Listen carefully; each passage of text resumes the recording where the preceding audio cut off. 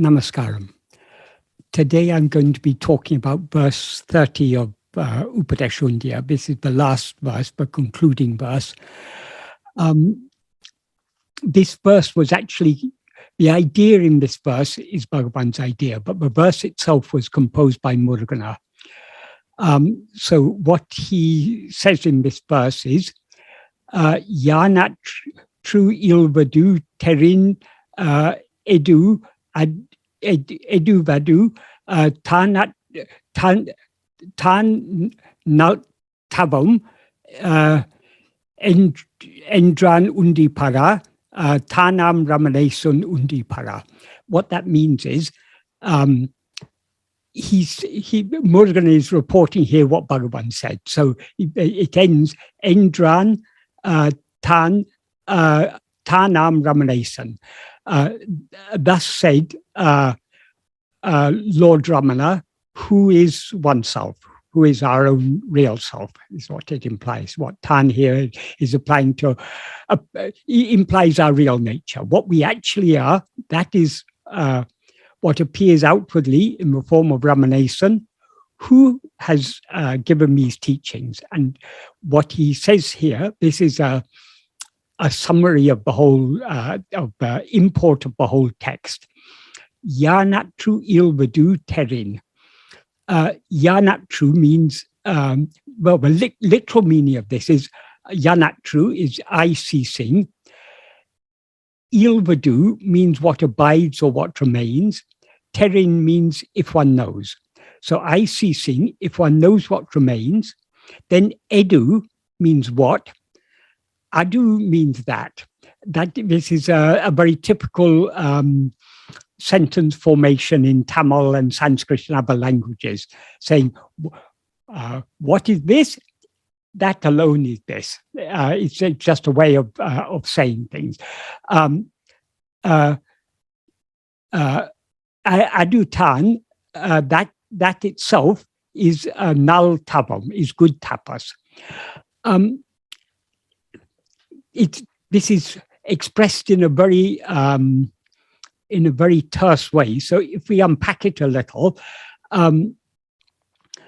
yāṉaṭ, I ceasing here means implies the cessation of ego, the annihilation of ego, the eradication of ego.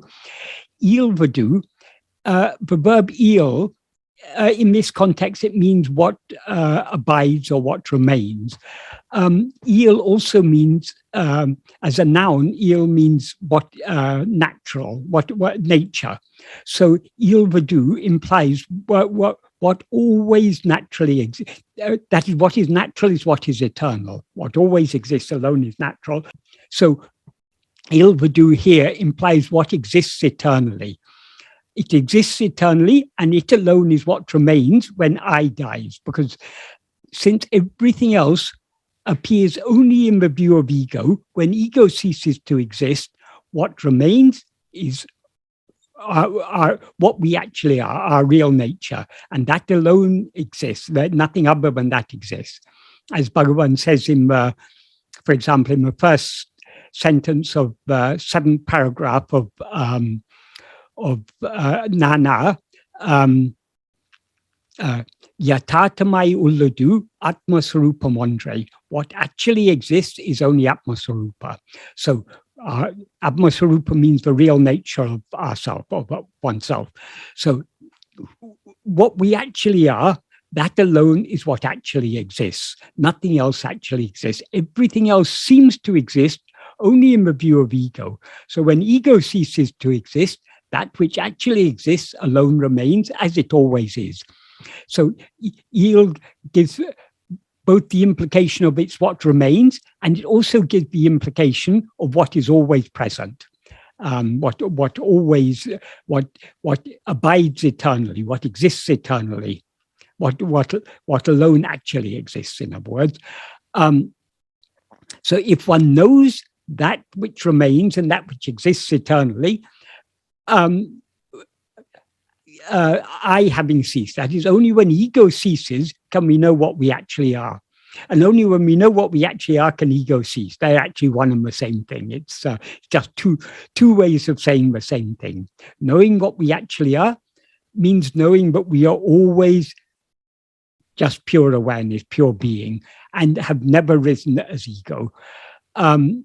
So our knowing ourselves as we actually are is itself the annihilation of ego. It's not even say it's the annihilation of ego is not quite true, because when we know what we actually are, we will know that we never rose as ego. Ego never actually existed. The key here, as I say, but what we need to know is what always exists. But the key is knowing it, knowing ourselves as we actually are. That is the way to bring about the cessation of ego. Then the next word, edu, that is providing the connection between this clause and the next clause. So it's very difficult to adequately express it in English, but without, well, to convey the idea, we need to expand it. So we need to take what here to mean what shines when we know what remains after ego has ceased to exist. What then shines alone? What is it that shines alone? Is that pure awareness that we actually are, but pure egoless awareness. Adu-dāṉ now tavam. That itself is good tapas. So what Bhagavan is saying here is what tapas is just knowing what is implied here is what real tapas is just knowing and being what we actually are, what is ever existent, our eternal nature, our what we actually are. The reason for mentioning tapas in this context is we need to understand the context of Upadēśa Undiyār, which I imagine most of us are familiar with. That is the context in which Bhagavan, Murugan asked Bhagavan to write Upadēśa Undiyār is when Murugan was writing Ramaṇēśaṉ, he was writing many songs which were modeled on the style of Tiruvāsakam. So many of the songs in Tiruvāsakam, there are parallel songs in Ramaṇēśaṉ. Whereas Tiruvāsakam, sung by Manika Vācaka, was in praise of Shiva, Ramaṇēśaṉ is in praise of Shiva as manifested in the form of Bhagavan Ramana. Arunachala Shiva who appeared before us as Bhagavan Ramana. So it's the same Shiva they are praising, the same Lord, but it's Murugan is particularly focusing on that very special form of Lord Shiva, but we call Bhagavan Ramana. So one of the songs in Tiruvāsakam is called Tiruvundiyār. It's called Tiruvundiyār. Undiyār is a particular style of verse. We can't even quite say it's a meter. It's a style of song. The exact origin of this is not known, but it is believed that it was probably some sort of a song to accompany either a dance or some sort of game played by children. It's called Undiyār because the second and third lines end with the word ṉundīpaṛa. Undi means to rise up or jump, and para means to fly. So jump up and fly is what it literally means. So it was probably some sort of, as I say, either some sort of dance or some sort of children's game originally, but that has been lost in the mists of time. So nobody knows exactly what the origin of this type of song was. But anyway, Manika Vācaka sang such a song in Tiruvāsakam, and in that song, he narrated various leelas of Lord Shiva. In Murugan's view, all gods are nothing but Bhagavan. That is, who is it who appeared in all these different names and forms, different gods, is only Bhagavan Ramana. Because Bhagavan Ramana alone is, for Murugan, that is the first and foremost form of God. So he told various leelas of different gods. So actually there are two tiruvundiyars in Ramana Sandhi. One is a longer one, which is about various the leelas of various Hindu gods, and another much shorter one is about the life of Buddha and the life of Jesus. That is, for Murugan, it is Bhagavan Ramana who appeared in the form of Buddha, and it is Bhagavan Ramana who appeared in the form of Jesus. So there just a few verses he wrote on their life, their lives. But the main part, the largest, much larger Tiruvundiyar is the one dealing with various Hindu gods, including Lord Shiva, of course. And one of the leelas of Lord Shiva that Murugan relates in Tiruvundiyar, in his Tiruvundiyar, is the story of the Dvarakavana rishis. Though they were called rishis, they were not actually so wise. They were following the path of kamya karma. They were doing ritualistic actions as prescribed in certain portions of the Vedas, believing that thereby they could gain power and fulfill all their desires. And they had so much, they basically were Purva Mimamsikas. So they had so much faith in the power of karma, they believed there was no God except karma. That's why in the first verse of Upadēśa Undiyār, Bhagavan says, karma giving fruit is by the ordainment of God. That is, it's God who allots the fruit of our karmas to us. It's God who decides when, where, and how we should experience the fruit of any particular karma. And then he says, can karma be God? Because karma is insentient. So in that first verse, Bhagavan is repudiating the philosophy of Purva Mimamsa, which says there's no God except karma. And so how does karma give its fruit?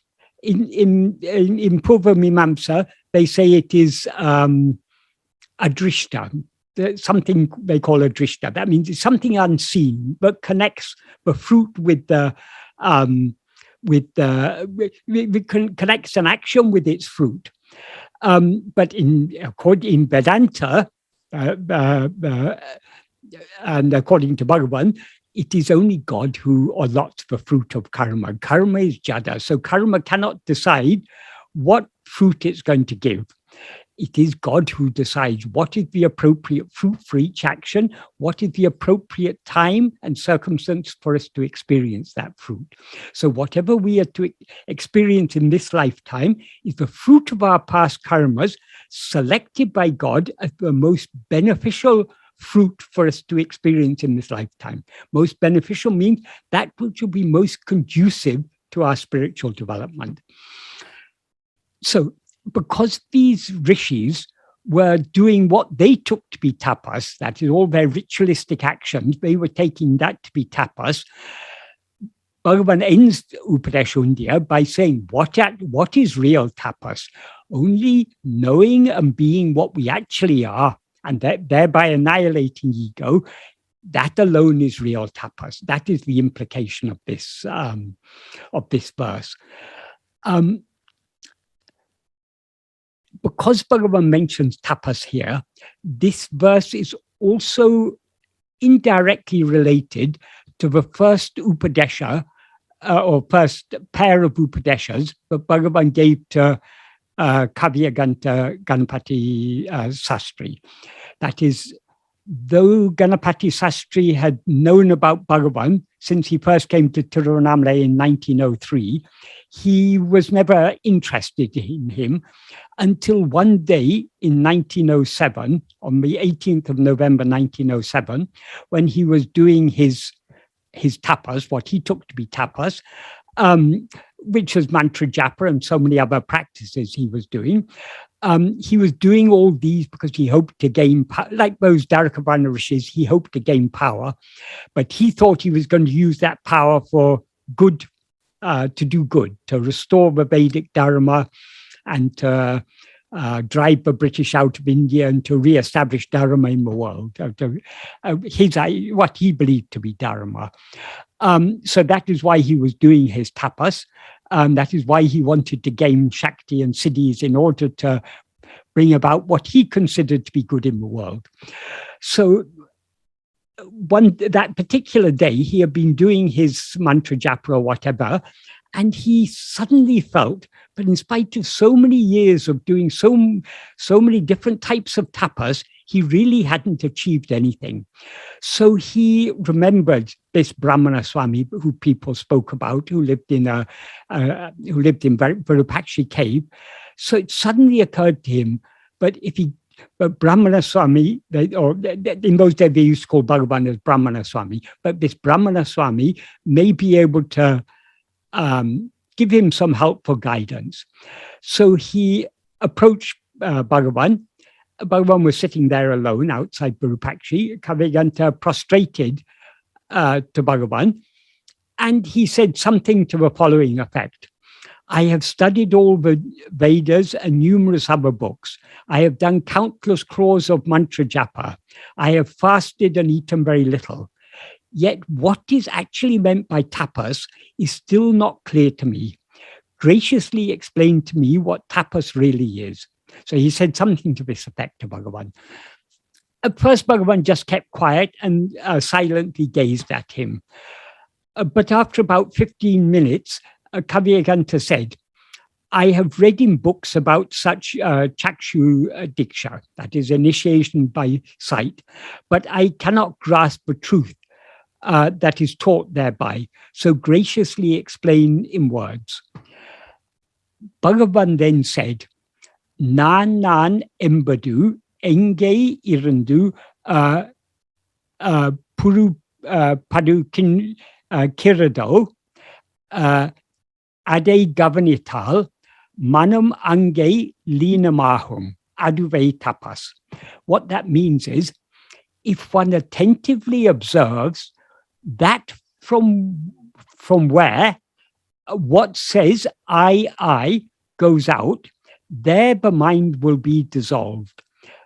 That alone is tapas. Bhagavan begins this sentence, this Upadēśa, with the words ṇāṇ. In most contexts, when Bhagavan talks of ṇāṇ, what he means by ṇāṇ is I am I. But in this context, that is not what he means. What he means here by why he says, he repeats the word I, because Kavyaganta had said, I have studied all the Vedas and numerous other books. I have done countless crores of mantra japa. I have fasted and eaten very little. So because he was repeating that word I, Bhagavan says, if one attentively observes from where what says I goes out. So what is it that says I? It is only ego. So it's only what is the I that goes out. Our real nature, I am I, is what we actually are. That ever remains as it is. And though it appears afresh when ego is annihilated, as Bhagavan says in other places, in like Upadēśa Undiyār verse 20, Uḷḷadu Nāṛpadu verse 30, Anma Bide verse 2, he also makes it clear, but it is that which is ever existing. So I is our real nature. That is what we actually are, is nothing but ourself. Being aware of ourself as nothing other than ourself, or being aware of ourselves as nothing other than I, that is what Bhagavan means by I am I. Aham, or nan. That is, now we're aware of ourselves as I am this body.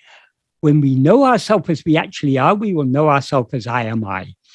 But as I say, that I am I is our real nature. It always remains as it is. And though it is revealed afresh when ego dies, it is actually what is natural and eternal. So, but that is different to what he's saying here. Here he says, what says I goes out. What does it? Goes out means rises up as ego.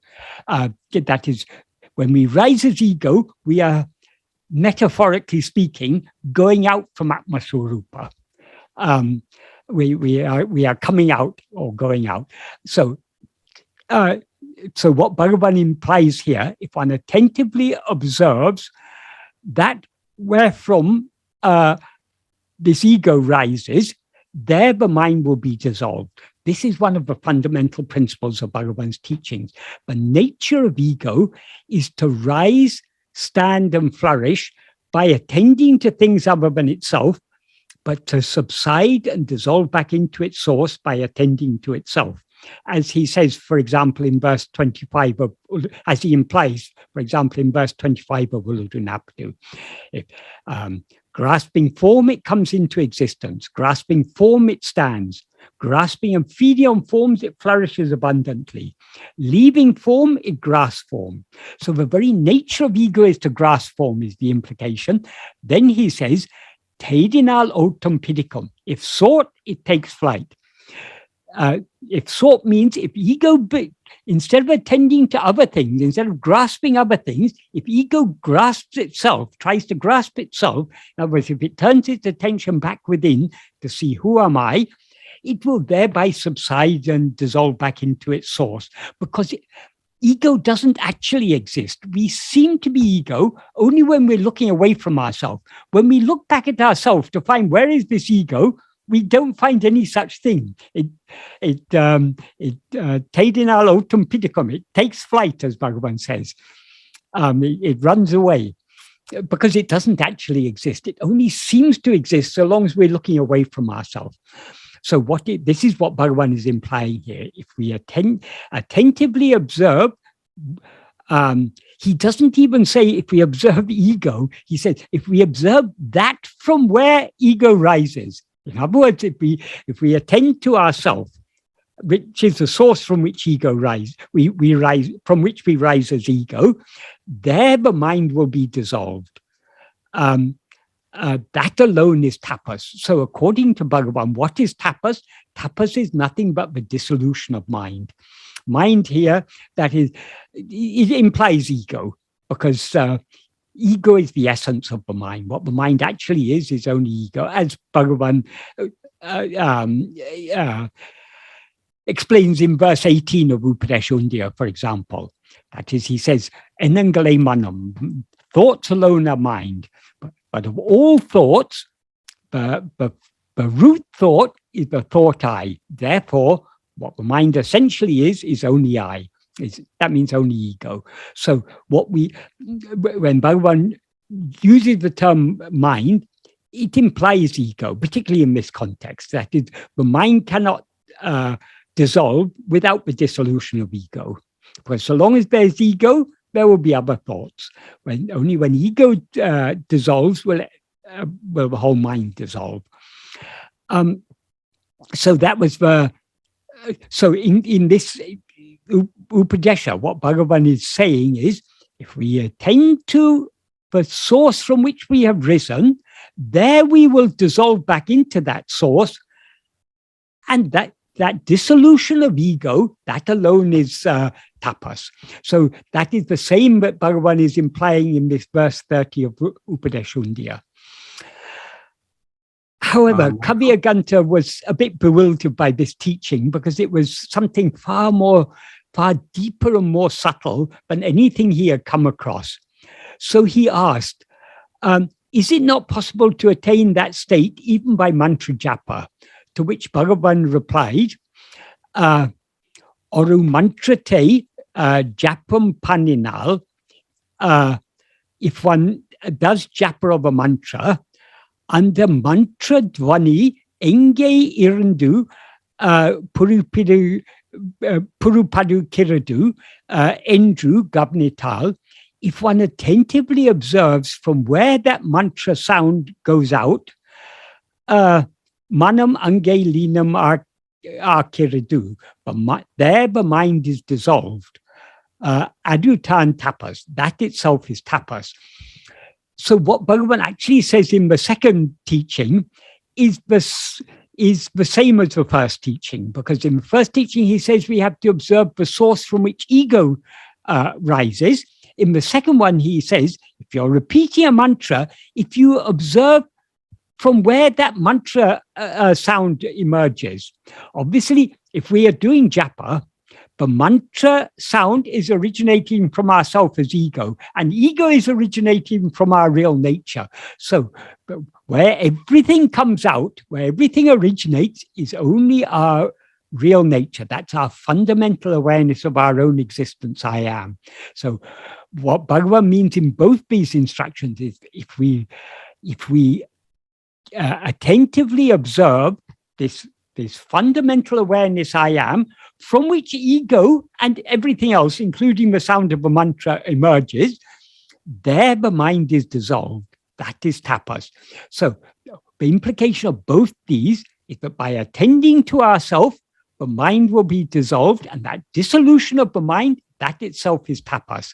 So that is why I said these instructions that he gave to Kavyaganta are indirectly related to this verse, because though this verse was written in a different context, in both these cases, what Bhagavan implies is the dissolution of ego and knowing that which remains when ego dissolves, in other words, knowing our real nature, knowing and being our real nature, that alone is tapas.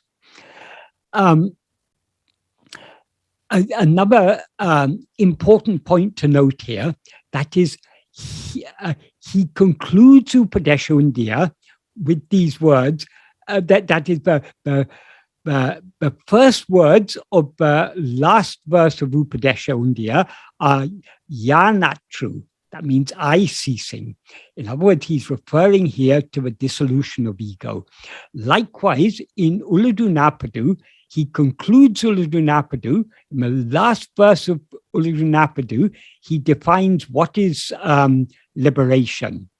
What he says in the last verse of Uḷḷadu Nāṛpadu is, that is, it's said very briefly, so I'll just explain the idea. That is, all that is in the family of religions that we can very broadly call Hinduism or the dharmic religions, which in this context includes Jainism, Buddhism, Sikhism, this whole family of dharmic religions, all of them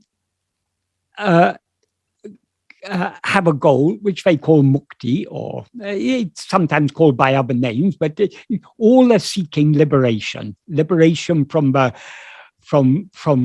cycle of birth and death, liberation from the wheel of karma, from the ocean of karma in which we are tossing around and taking birth after birth after birth. This is all systems of Indian philosophy, except for the Charvakas, the materialists, obviously, but all other systems of philosophy believe that there is a final goal called mukti. There are various different schools of Buddhist philosophy, all accept that there is a final goal, nirvana or mukti or whatever. Jains also are seeking mukti.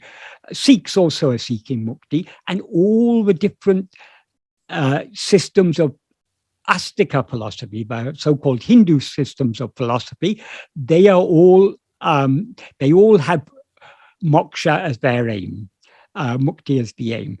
But because they're widely different philosophies, they have widely different notions of what is moksha. According to Advaita, moksha is nothing but this complete dissolution of ego, of our individuality, our merging back into Brahman and being one with Brahman as we always actually are. That is the Advaitic view.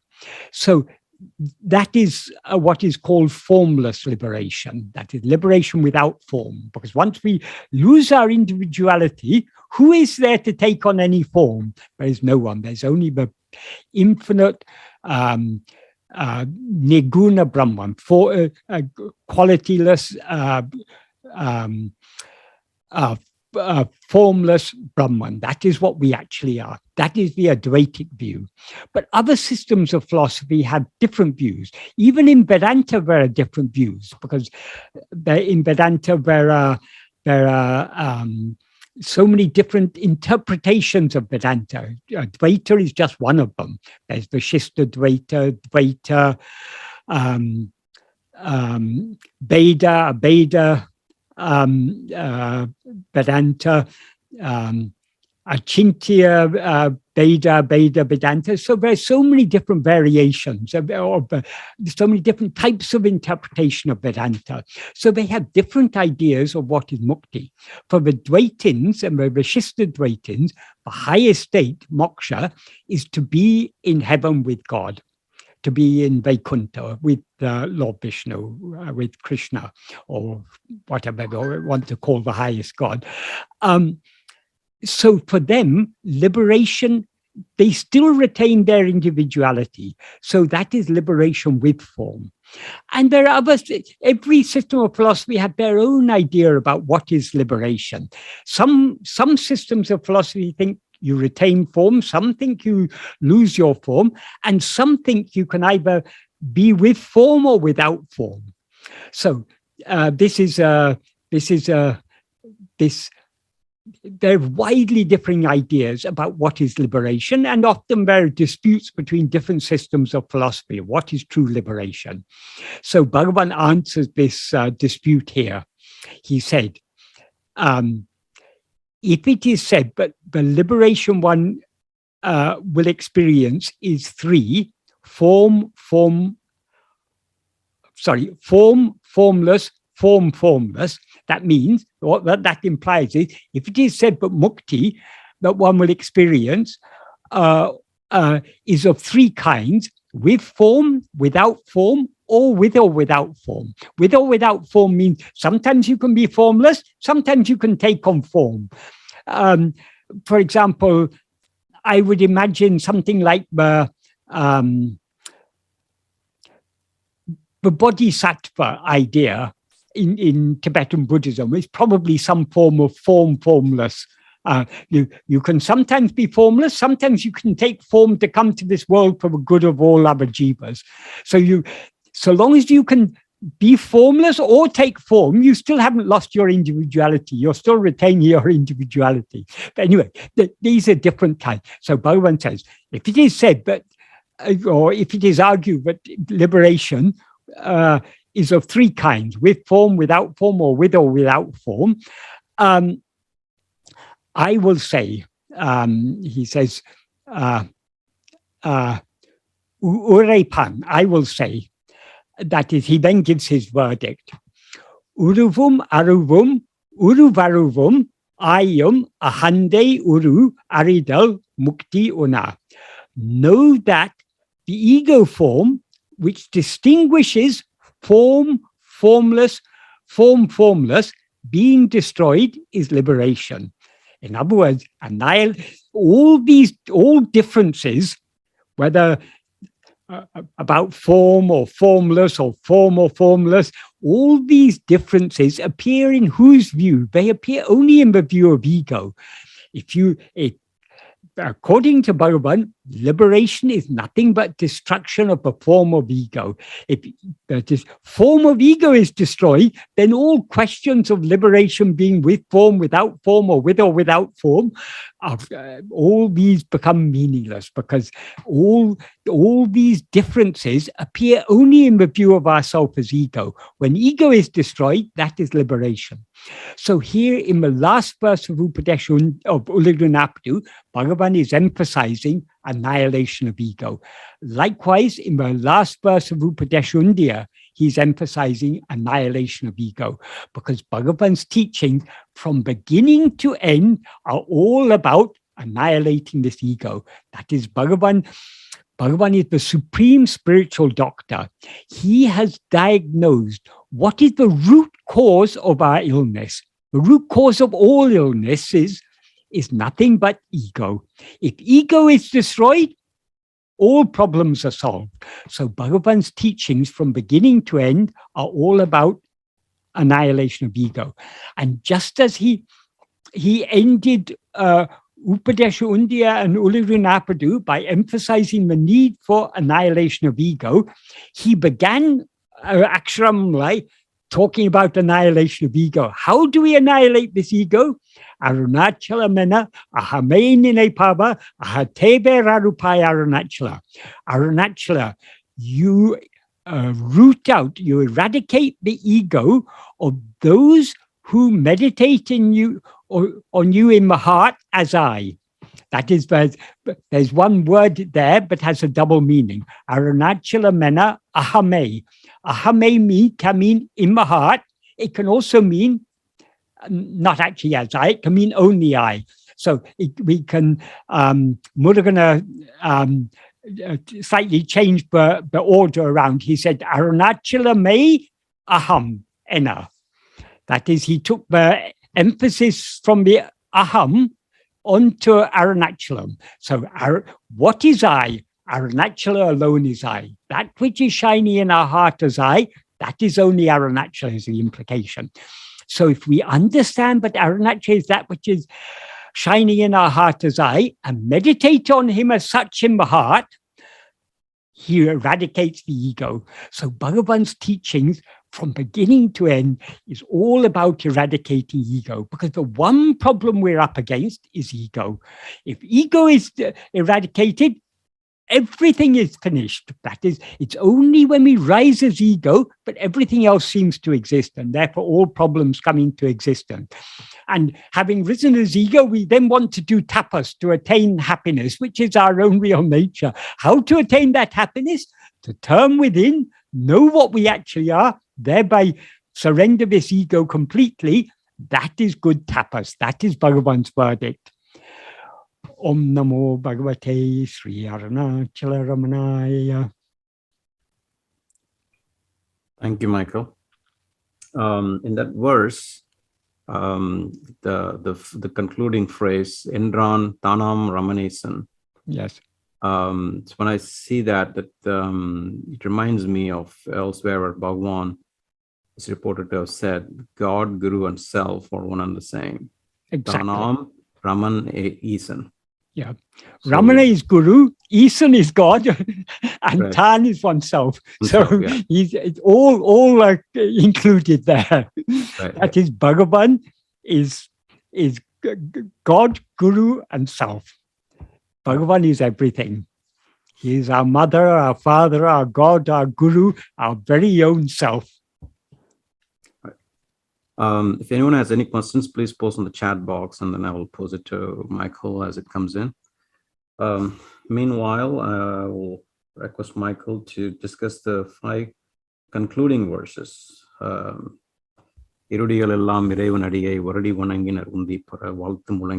Okay, yes. Yes, I'll just, that is, as I said, Upadēśa Undiyār is part of a longer song in Ramana Center called Tiruvundiyar.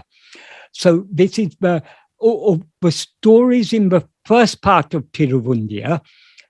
This is the last story, and the story that is takes up the largest amount of verses. So it goes on for many verses, in which these 30 verses are a part. When Bhagavan selected 6 verses from the earlier story as the Upokātam, as the introduction to Upadēśa Undiyār. So they are usually sung at the beginning. That's not all the verses. It's not telling the whole story. It's the first 2 verses. That is, it's from the first part of Tiruvundiya, verses 70 and 71. And then there are many more verses. There are about, there are then 72 to 98. That's another 27 verses in which Murugan tells the story. And then after that, there are 4 more verses. So Bhagavan took those 4 verses also. So the first 2 verses of the story and the last 2 verses of the story, he made as the Upadēśa. Then comes the 30 verses of Upadēśa Undiyār. And then the whole work concludes with the Bhartu, which is the last 5 verses of that first part of Tiruvundiya. So what Murugan sings in these 5 verses are, I'll just summarize the meaning. The first of these 5 verses is, touching the feet of God, all the rishis paid obeisance. They sang loud praise. Touching the feet of God in this context means they touched the feet of Lord Shiva, who had appeared in the forest to remove their delusion. And they prostrated to him, touching his feet, and they sang his praises. Then the next verse, he says, the Supreme Guru who sang Upadēśa Undiyār, an assurance to devotees, is the auspicious Venkatan. That is, when Bhagavan was a child, his name was Venkataraman. So Murugan, in Ramana Center and elsewhere, he often refers to Bhagavan as Venkatan, or some other variation on the name Venkataraman, because that was Bhagavan's original name. So when he refers to Bhagavan here as Venkatan, the auspicious Venkatan, Sumangala Venkatan. And he says he is the Guru Param, the Supreme Guru, who sang Upadēśa Undiyār as an assurance to devotees. The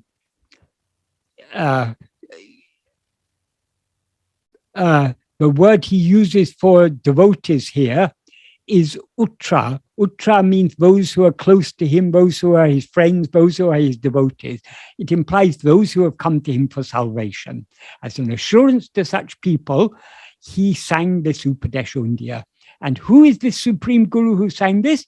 It is Sumangala Venkatan, well, auspicious Venkatan.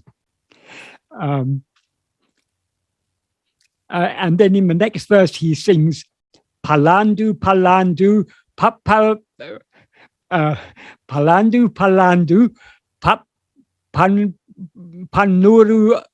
Panur Airam, Palandu, Palandu, ṉundīpaṛa, Pāmise Vāhavei ṉundīpaṛa. That means many years, many hundreds of thousands of years, many years may he shine gloriously on earth. That is, may this world always be blessed by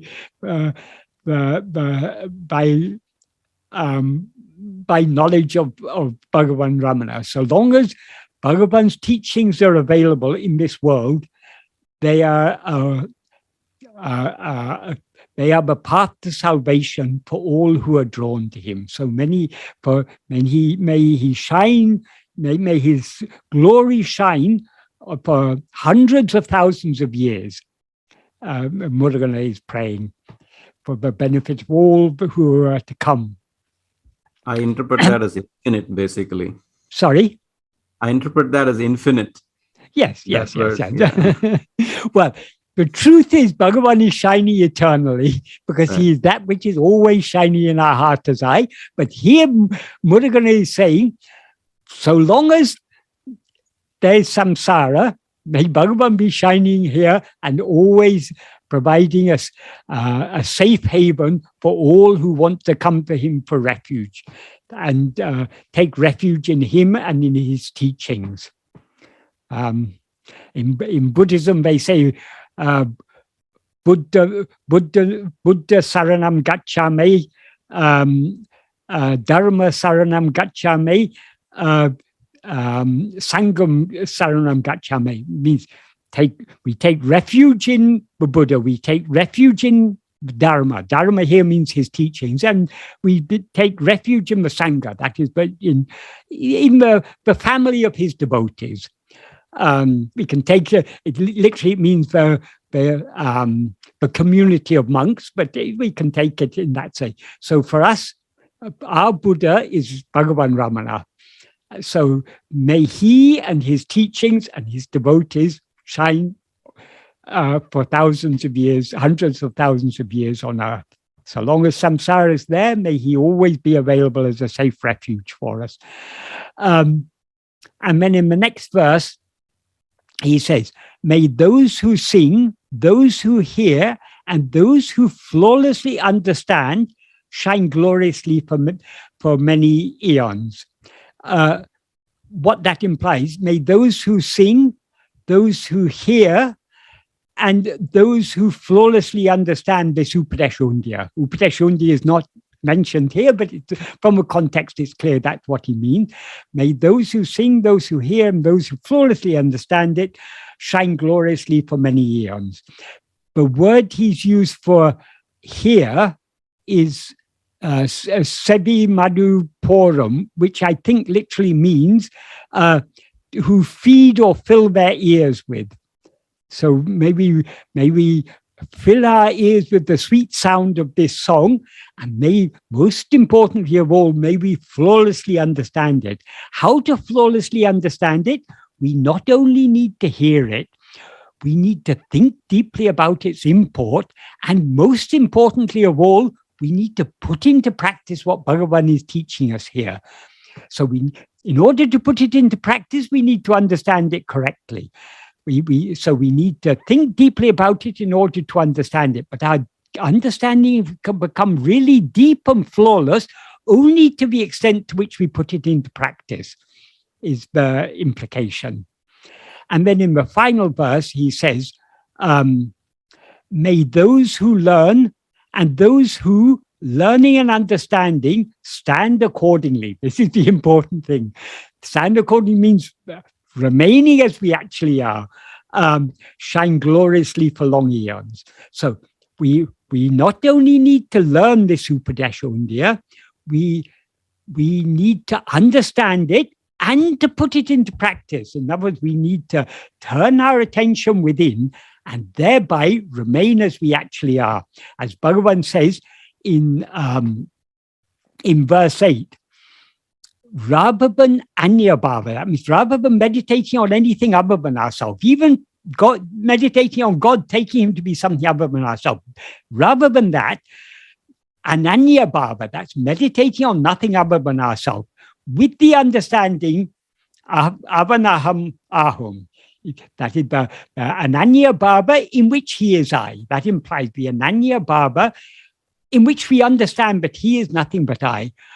That is anatim or uttamam. That is the best among all, he says in verse 8. Then in verse 9, he says, bhava balatinal, by the strength of meditation.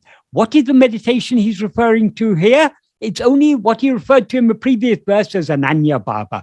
Ananya bhava, meditating on what is not other than ourselves, means meditating on ourselves alone. So ananya bhava is referring, it's another way of describing the practice of self-investigation. That is, once we understand that God is that which is always shining in our heart as I, how do we meditate on God? Only by meditating on I. So it's only by turning our attention within that we can truly meditate on God. And by the strength of such meditation, bhava balatinal, bhavana tita sabhava terutale, being in the state of being which transcends bhavana. Bhavana here means meditation in the sense of mental activity. That is, if we're meditating on anything other than ourselves, that's a movement of our attention away from ourselves towards some other thing. So meditating on anything other than ourselves is a mental activity. That's what Bhagavan refers to there as bhavana. But attending to ourself is not an activity, it's a cessation of all activity, a subsidence of ego who rises to be active. So by attending to ourselves keenly, we thereby remain in the state of just being, which transcends all mental activity, and that is parabhakti tattva. So how do we stand accordingly? Or literally the word nikkam means to stand. It means to abide or to remain, to be as we actually are. How do we remain as that? Only by turning our attention within. And Murugan is emphasizing here the need for us, not only that by implication, he's emphasizing the need for us not only to learn the meaning of this, but also to understand the meaning of it, for which we need to think deeply about the meaning, and most importantly, to put it into practice. Om Namo Bhagavate Sri Ramana. Thank you, Michael. Let me just go over the question. There's one question just came in. Jiddu Krishnamurthi sometimes used to refer himself as speaker to avoid using the word I. Any thoughts on this? He referred to himself as what? Sometimes used to refer to himself within quotes, yes, as speaker to avoid using the word I. Any thoughts on this? Will the ego subside with this practice? The one thing we can never avoid is I. We are always shining as I. The problem is not I. That the I is not the problem. We are. The problem is our false identification. I am this body. So he didn't want to refer to this body as I. There's no harm in referring to the body as I. That is, when we are speaking, we seem to be, who is speaking? This body is speaking. So when we are speaking as a body, no harm in referring to that body as I. In order to annihilate ego, we cannot annihilate ego just by referring to this body as this or this speaker or something. In order to annihilate ego, we need to turn within and merge back into our source. So all this is theatrics to avoid using.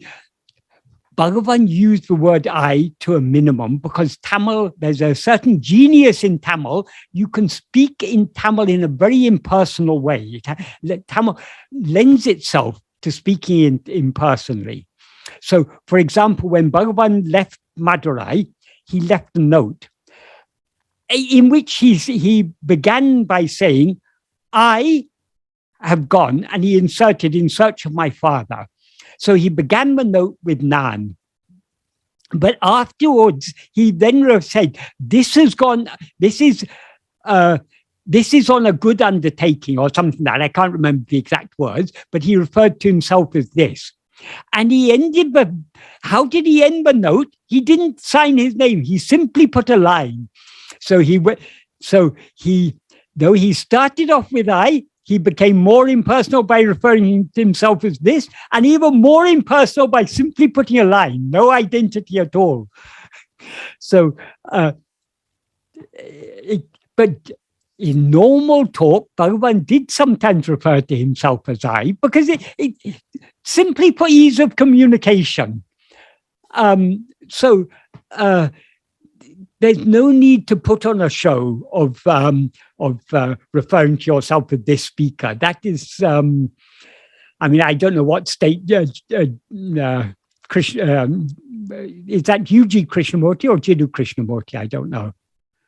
One of the Krishnamurti, but what state they happen to be in is no concern of ours. But all this, this is unnecessary. That is, Bhagavan exemplified living a very simple and very ordinary life. Bhagavan never posed as anything. He was the humblest of the humble, the simplest of the simple. Right.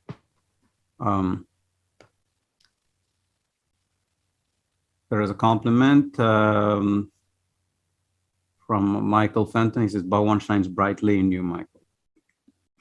Bhagavan shines brightly in all of us, but we need to turn within and see him. But trouble is, he's shining always in us. We are ignoring him. We are so much interested in the world looking outwards. So but his light it's only by the light of his shining, but we are knowing all other things. Right. So he is shining equally in all of us. What is required, but we need to turn within. Thank you, Michael. Marie is asking, Michael, can you explain what Muruganar said? It is not that I do not know that all the gods who appear to be many are truly manifestations of the one reality. Though I know this, among all the gods, my mind is drawn in love only towards Siva-Ramana.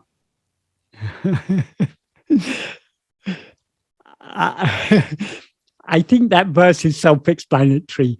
That is, we understand, of course we understand that is what Bhagavan actually is. Bhagavan has no name or form at all.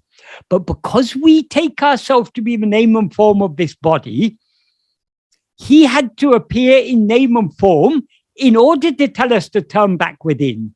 So that is why he appeared in this name and form of Bhagavan Ramana.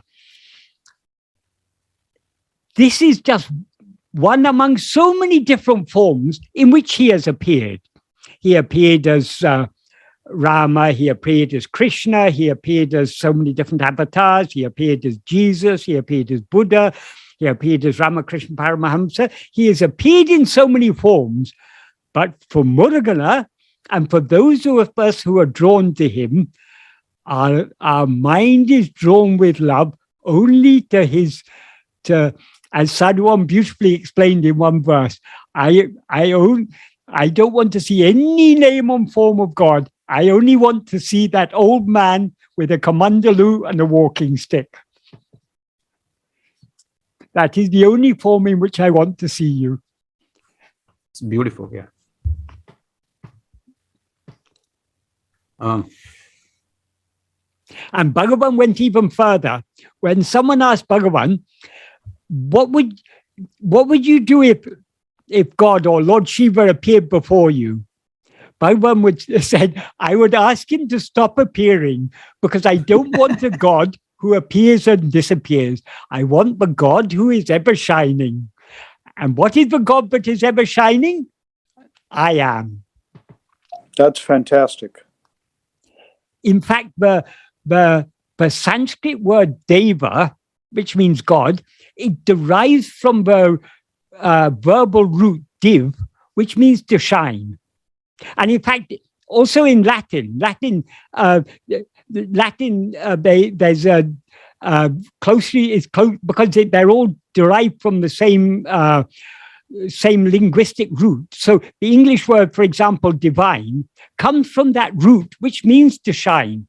Why is God called that which shines? Because he is ever shining in our heart as I am.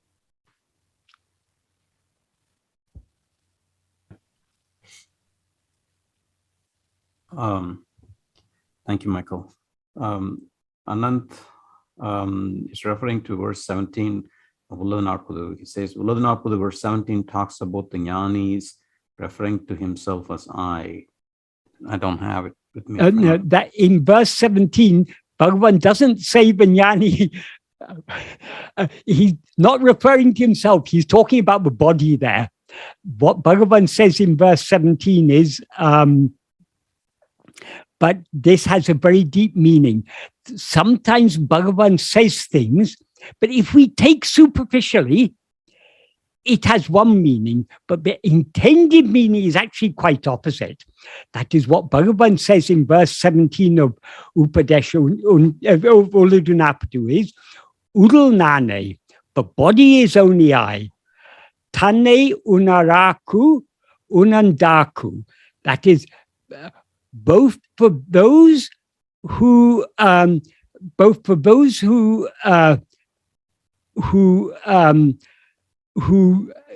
do not know themselves, and for those who have known themselves. The body is only I. Does that mean that Bhagavan is aware of his body and takes his body to be I? We need to consider it carefully what he says in the next sentence. What he said is, Uḷḷadu Nāṛpadu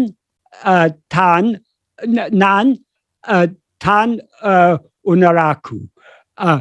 That means for those who do not know themselves, I is only to the extent of a body. In other words, I is limited to the extent of a body, is what it implies. Uḍḍulē tan unandaku elle ara tan olirum nan. That means for those who have known themselves within the body, oneself, I, shines without limit. We need to think carefully what Bhagavan is saying here. That is, for the Ajnani, I is limited only to the extent of a body. Whereas for the Jnani, I shines without limit.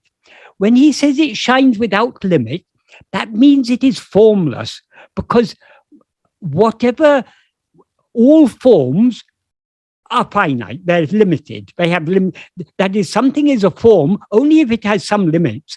That which is formless that which is without limit, infinite, is therefore formless. So Bhagavan is saying, for the Jnani, I shines without limit. So why then does he say the body is only I? Because I shines without limit, if at all there's any such thing as body, then that is also I, is the implication. So though it seems here that Bhagavan is saying, but even Jnani is aware of the body as I, what he's actually saying is something different. We see Bhagavan as a body, and we take that body to be Bhagavan. Bhagavan is not aware of that body. He's aware of himself as the infinite, limitless whole. But that body, what we see as a body, is not other than himself. Because that which is infinite, there cannot be anything other than that which is infinite. Because if something were other than that which is infinite, the infinite would thereby be limited and would therefore not be infinite. So because the Jnani is aware of him, of him, even say himself, the Jnani, as Bhagavan often used to say, jnana me jnani. Jnana alone is the jnani. So the jnana, that jnana means pure awareness. So what knows pure awareness? Only pure awareness. So the jnani is nothing but that pure awareness. That pure awareness is not aware of anything other than itself. But because it's the infinite whole, if at all anything appears, it cannot be other than that pure awareness. So what we see as a body is what Bhagavan sees as himself. But he sees himself not as a body, but as formless. But that body is nothing other than himself. Likewise, and then he ends this verse by saying, Innava tam bedam iduve. That means consider that this is the difference between them. He ends this verse by saying, consider. The implication of that word consider, we should consider the meaning of this verse very deeply. We shouldn't just take the surface meaning and say, oh, for Jnani also there's body consciousness. No, that is not the meaning. What we see as the body is what he sees as himself. This is like saying, both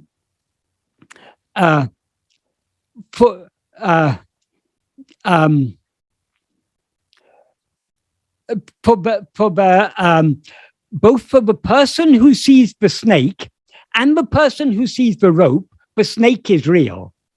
Yes, that is true in a sense, because the person who sees the snake sees the rope as a snake and takes it to be real as a snake.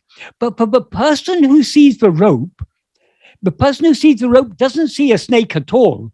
But what the other person sees as a snake is for him perfectly real, because he sees it as a rope, which is what is actually there. So what the jnani is seeing is only anadi, ananta, akhanda, satchidananda, as Bhagavan says in verse 28 of Upadēśa Undiyār. We are seeing that same anadi, ananta, satchidananda, but we're seeing it as this small body and world.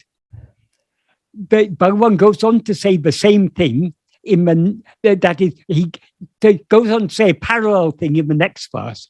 In the next verse, what he says is, for those who do not have knowledge and those who have, that implies those who do not know themselves and those who do know themselves, the world is real. He begins the verse with the words, Uḷḷadu Nāṛpadu, ahum. The world is real, both for those who do not have knowledge and for those who have knowledge.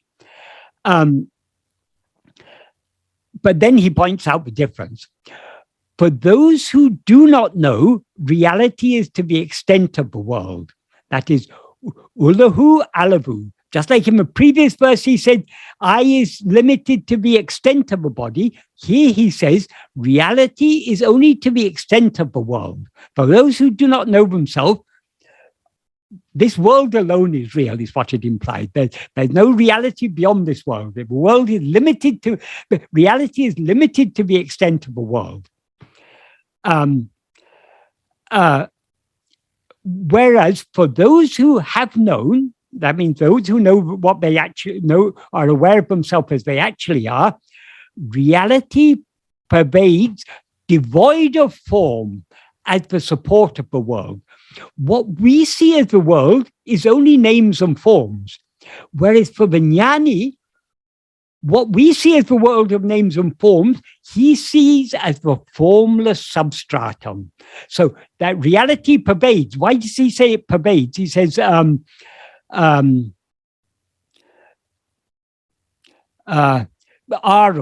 means it pervades. Uruatru, devoid of form, adaramai, as the substratum or support of the world. So what we see as a world of names and forms is what Bhagavan sees as the one formless reality. So in that sense, when the jnani says the world is real, the jnani isn't saying the names and forms are real. The substance of the world is real, the substance that appears as these names and forms. So for the person who sees only ornaments and doesn't recognize their gold, the ornaments alone are real. The jnani will also, the person who knows that the ornaments are gold will also say, yes, the ornaments are real, but not as ornaments, only as gold. That is, what is real is only the substance. To understand this correctly, we also need to read what Bhagavan has said in verse 4 of right at the beginning, where he really begins his teachings in Uḷḷadu Nāṛpadu, is from verse 4. And this is a very, very deep, very, very crucial principle Bhagavan teaches us in this verse. What he says in this verse is, Uruvum tāṇāyin uļḷadu paramatram. That is, if oneself is a form, the world and God will be likewise. Uruvum tān andrel, if oneself is not a form, uvatrin uruvate kan urudil yabam. Who can see their forms? Eben, how? That means how can anyone see their forms? That is, and then he gives he states the core principle of this verse in the next sentence. Kannalal kakshiondo. If we take this sentence very literally, it means except the eye, is there a sight? But it actually has a much deeper meaning.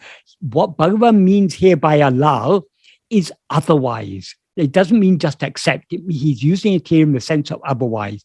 So what he's actually asking here is, can kakshi, what is seen, be other than the eye? In other words, can what is perceived be other than the perceiver? Otherwise, sorry, not other than, otherwise than. That is, can it be of a different nature too? That is the implication. Bhagavan explained that. And then he concludes the verse by saying, kan adu-dāṉ antamila kan. That means the I is oneself, the infinite I. Here he's using the word I, not the pronoun now, but the organ of sight. He's using that word kan, which means I in the sense of EYE. He's using that as a metaphor for awareness, in the sense of what is aware. So what is the I? We are the I. When we limit ourselves as the form of a body, we see only names and forms. But when we don't limit ourselves as a name or form of a body, who is there to see any forms? That's why he says, can what is seen be otherwise than the I? If the awareness takes itself to be a form, it will see only forms. If it recognizes its formless nature, if it remains as formless, pure awareness, it will not see any forms. So if we understand those verses 17 and 18 in the light of this verse, it's very clear what Bhagavan means. For the jnani, there is no body, there is no world. There is only the formless, pure awareness. But what the ajnani sees as body and world is nothing other than that formless, pure awareness. But whereas the jnani sees what actually exists as it actually is, namely as pure, formless awareness, we ajnanis see it as all these names and forms, because we take ourselves to be the name and form of this body. I hope that helps to clarify that. Yeah, thank you, Michael. Yeah, that really brings out the difference in the perception of jnani and ajnani. That is, the person who sees the snake and the person who sees the rope, they're both seeing exactly the same thing. So Bhagavan is seeing exactly the same thing that we are seeing. But whereas he sees it as himself, which is one and indivisible and therefore formless, we see it as all this multiplicity of names and forms. Right. Some people say the jnani sees the world as self. But what does that mean? Self is one, world is many. So how can you see many as one? If you're seeing it as self, you are not seeing it as many. If you're seeing it as many, you're not seeing it as self. One of the interpretations of Vedanta is called Bheda-abheda Vedanta. And there are various permutations of Bheda-abheda Vedanta. Bhagavan commented on this view. He said, if you see differences, you don't see non-differences. If you see non-difference, you don't see differences. So simple, so logical. With a simple logical argument, Bhagavan demolished the whole of that philosophy. So it's not that the jnani sees all these differences, but sees them as non-different. He doesn't see differences at all. What we see as differences, he sees as non-different, because he sees it as one, we see it as many. And as he says in verse 13 of Uḷḷadu Nāṛpadu, jnānamam tāṇām, oneself who is jnana, pure awareness, alone is real. Nānāvam jnanam ajñānamam. That is awareness which is many. That implies awareness which sees as many is ignorance. Is ajnana, is ignorance. In an earlier version of that verse, he said, Nānā vaikan kindra jnana. That means the awareness that sees as many. That implies the awareness that sees the one real awareness as all these many names and forms. That is ego. That is ignorance, according to Bhagavan. But even that ignorance doesn't exist apart from jnana, which alone is real. Even that ignorance, which is unreal, doesn't exist independent of oneself, who is jnana and alone real.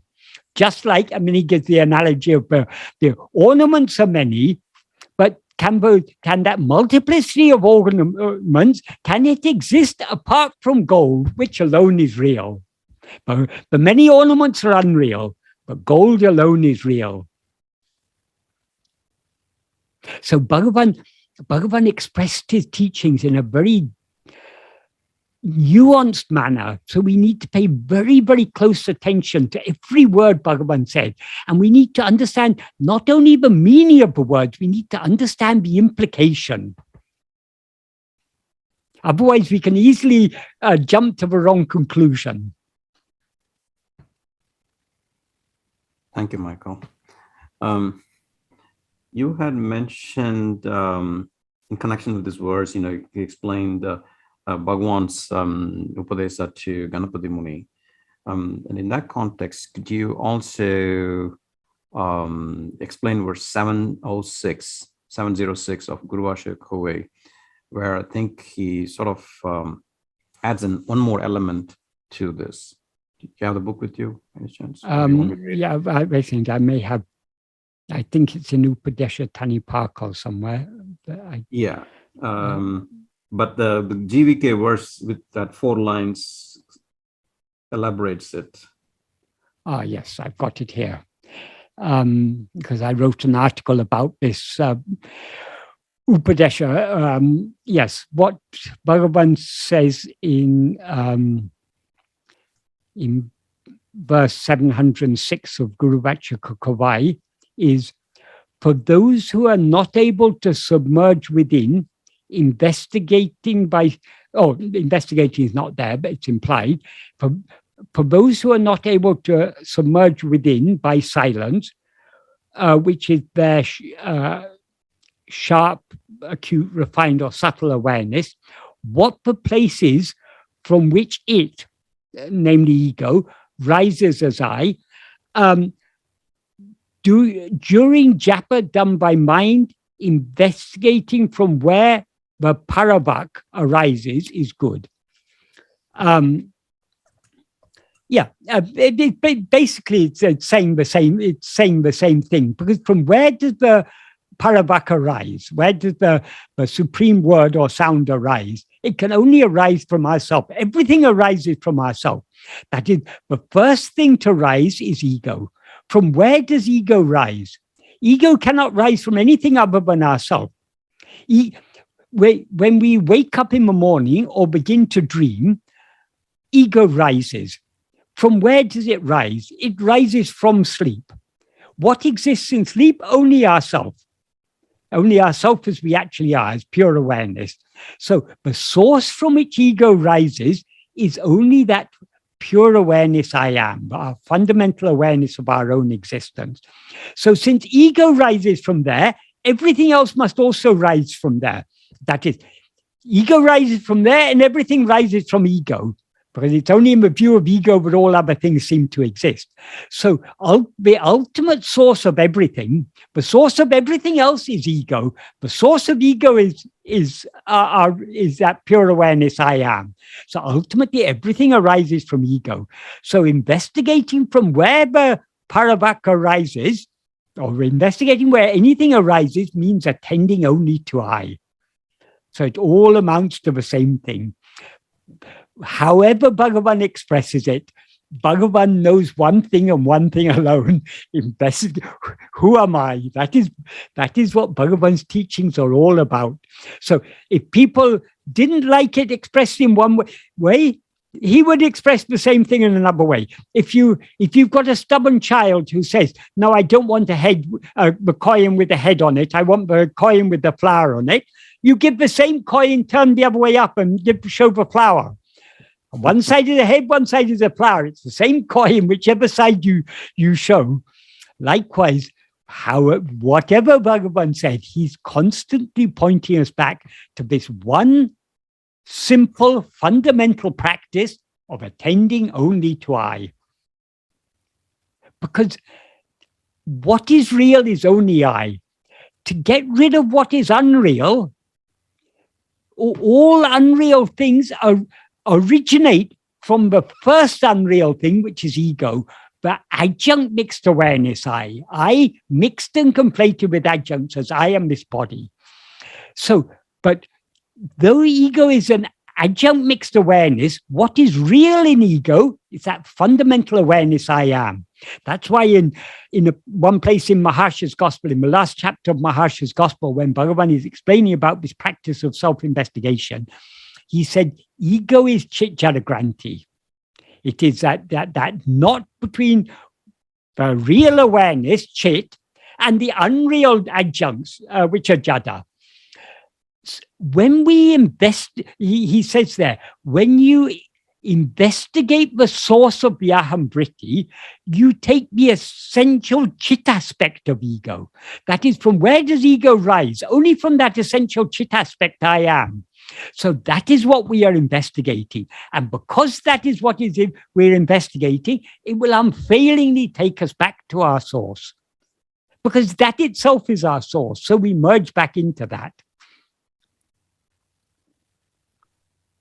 Thank you, Michael. So when Bhagavan gave that second Upadēśa to Kavyaganta, because Kavyaganta asked, can I not attain it through japa?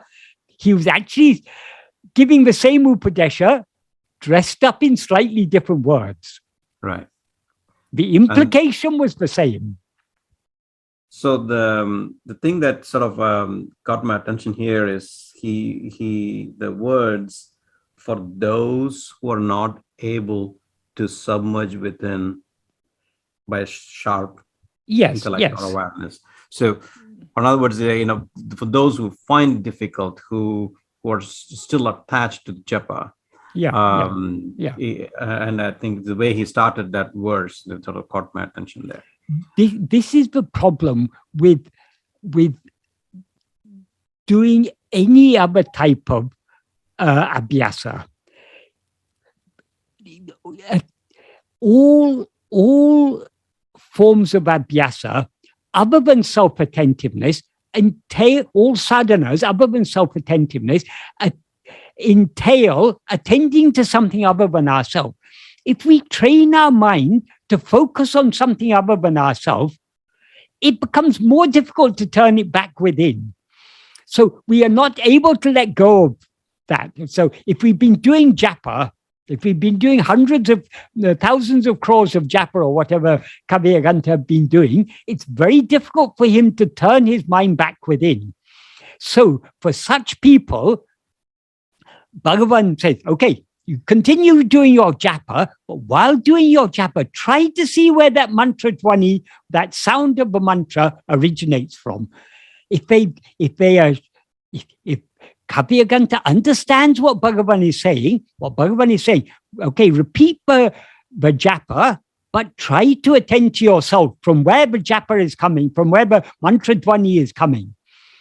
So Bhagavan sometimes tried to make things seem a little easier for those who were daunted by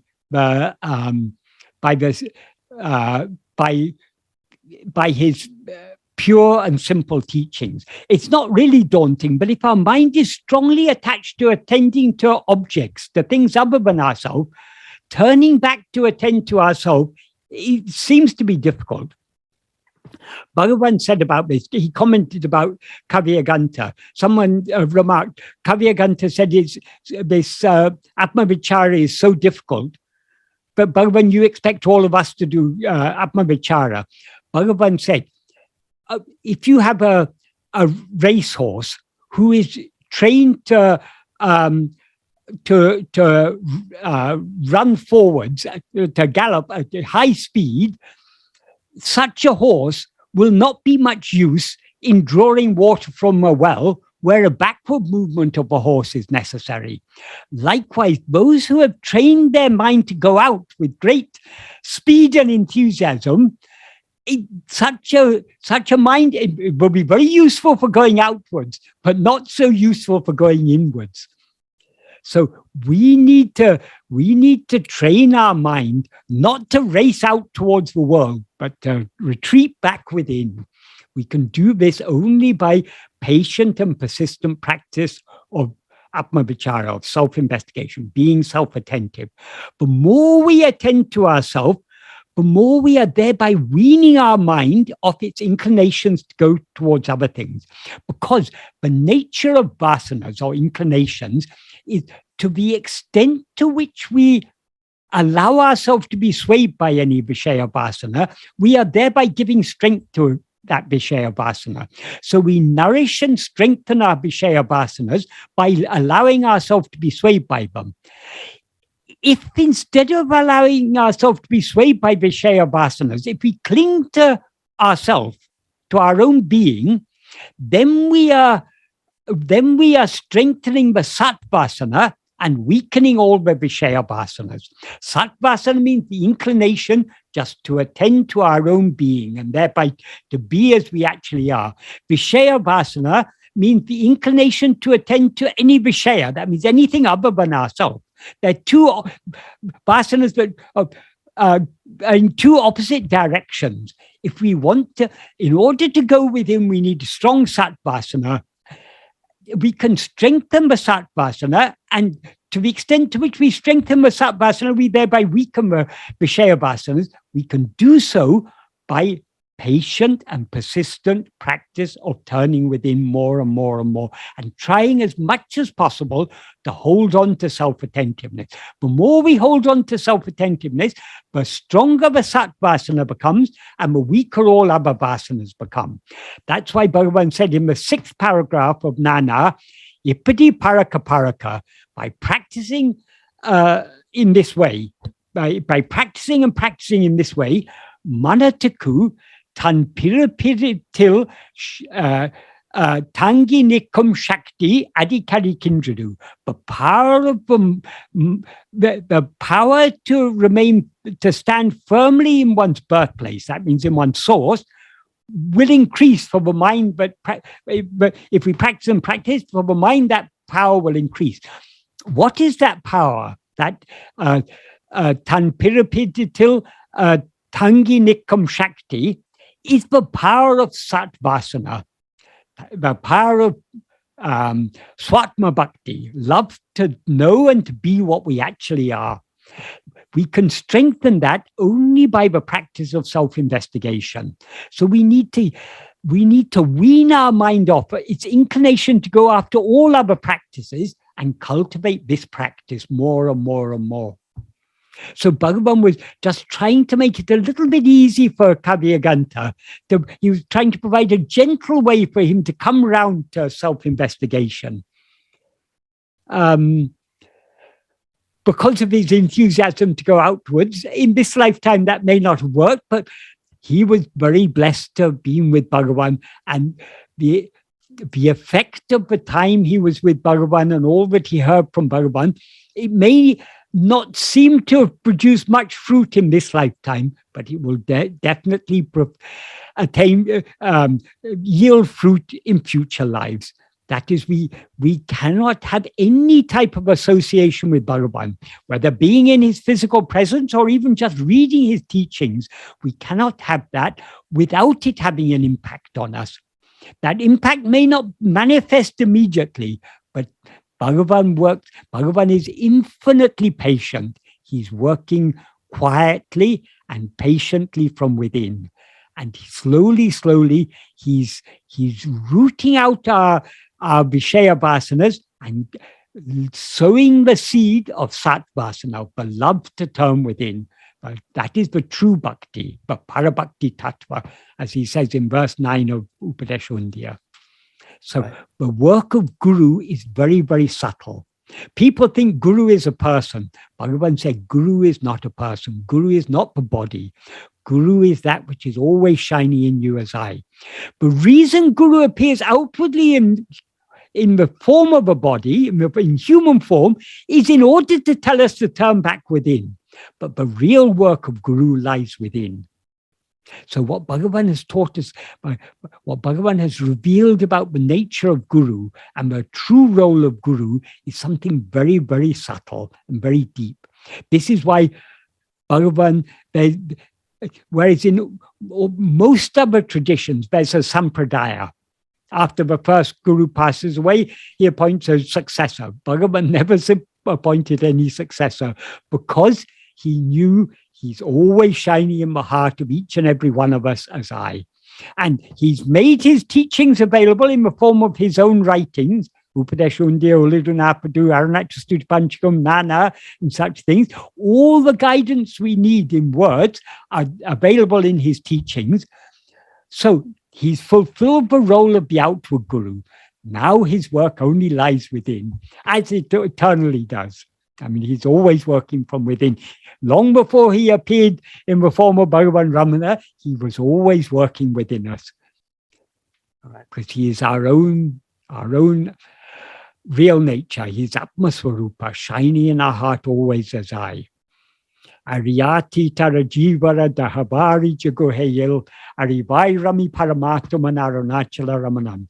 Aruṇāchala Ramana is that supreme self, that paramatma, but always exists blissfully as awareness.